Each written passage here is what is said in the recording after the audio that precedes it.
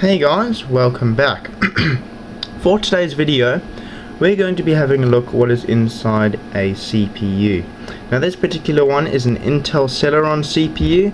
I don't know what socket type it is for exactly, but that doesn't matter. So firstly, all CPUs have the same appearance pretty much from the front. They've got this green board and then the silver square, or I think they can be rectangle sometimes depending on what CPU you have.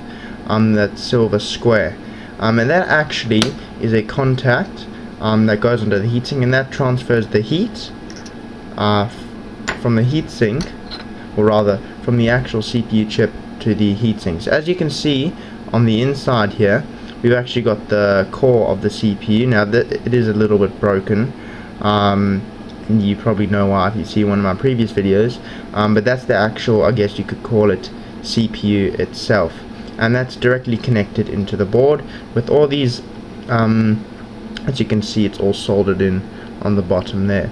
Now you may notice that there are all these gold pins in the bottom that are meant to be straight. They're not, but they're meant to be, and those actually are what connect into the motherboard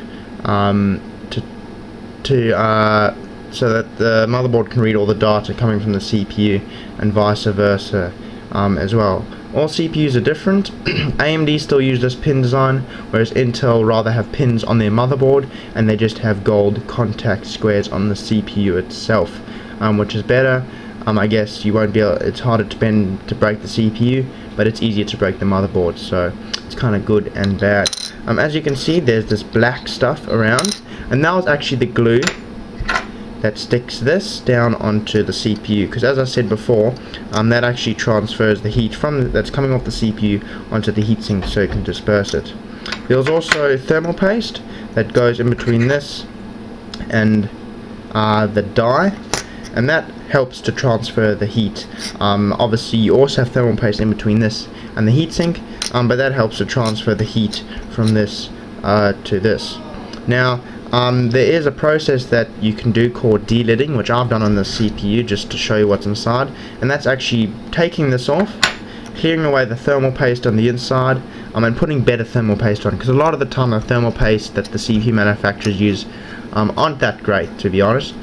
So you can replace that, and that means you'll get way better temperatures, especially for when you're going for high overclocks. You would also need some kind of glue to glue this on, obviously. I wouldn't recommend doing that because it's a very, very risky maneuver, especially if you've got a high-end $1,000+ CPU. You don't really want to go breaking it in half or anything like that.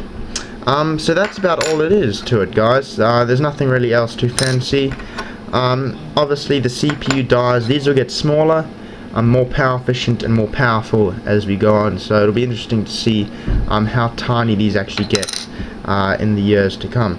So thanks for watching, guys, and I'll see you next time.